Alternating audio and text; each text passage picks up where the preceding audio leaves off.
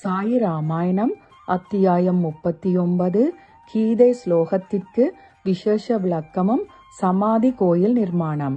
அங்கிருந்த சகோர பட்சிகளான பக்தர்களும் சாயியின் சந்திரவதனத்திலிருந்து பொழியவிருந்த அமிர்தத்தை பெருக ஆவென்று வாயை திறந்து கொண்டிருந்தனர். பாபா அருளிய விசேஷ விளக்கம் இங்கு ஆரம்பமாகிறது.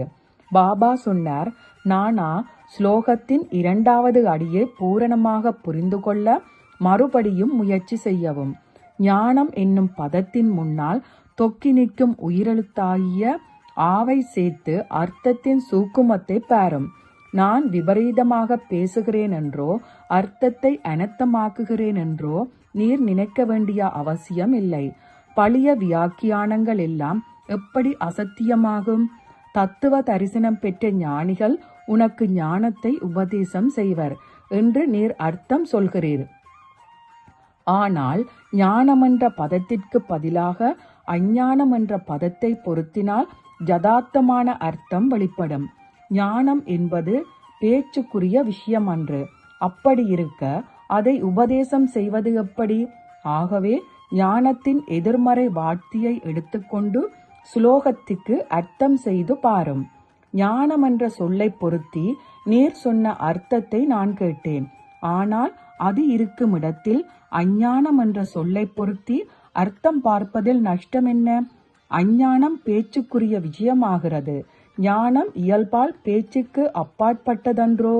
கற்பத்திலிருக்கும் சிசுவை பனிக்குடமும் முகம் பார்க்கும் கண்ணாடியை தூசியும் நெருப்பை சாம்பலும் மூடியிருக்கின்றன அல்லவோ? அதுபோலவே ஞானத்தை அஞ்ஞானம் மூடியிருக்கிறது. பகவான் ஸ்ரீகிருஷ்ணர் கீதையிலேயே வேறிடங்களில் ஞானத்தை அஞ்ஞானம் மூடியிருக்கிறது என சொல்லியிருக்கிறார்.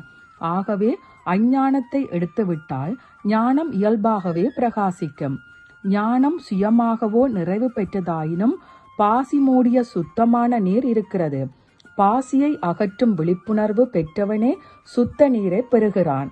இது சூரிய சந்திர கிரகணங்களை போன்றது. அவை என்னவோ எப்பொழுதும் பிரகாசித்துக் கொண்டிருக்கின்றன. ராகுவும் கேதுவும் அவற்றின் பாதையில் குறுக்கிட்டு நம்முடைய பார்வையை மறைக்கின்றன. சூரியனுக்கு சந்திரனுக்கும் கெடுதலும் ஏற்படுவதில்லை.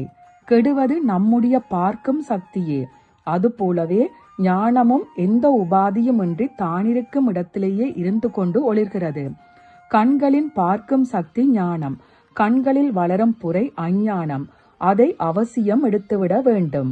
கையின் திறமையால் புரையையோ திரையையோ விலக்கி தூர எறிந்து பார்க்கும் சக்தியை திரும்ப பெற வேண்டும். அஞ்ஞான இருளை விலக்க வேண்டும். இவ்வுலகில் கண்களால் பார்த்தறிவதனைத்தும் விவரிக்க முடியாத மாயையால் நிரம்பியிருக்கிறது. மாயை அனாதி, அவித்யை, வெளிப்படாதது. இதுவே அஞ்ஞானத்தின் விளையாட்டு. ஞானம் உணர்வு பூர்வமானது. உபதேசிக்கக்கூடிய விஷயம் அன்று. குருவை தொழுவதும் அவருக்கு சேவை செய்வதும் திரும்ப திரும்ப கேள்வி கேட்டு விளக்கம் பெறுவதும் குருவின் கிருபையை பெறும் சாதனங்கள்.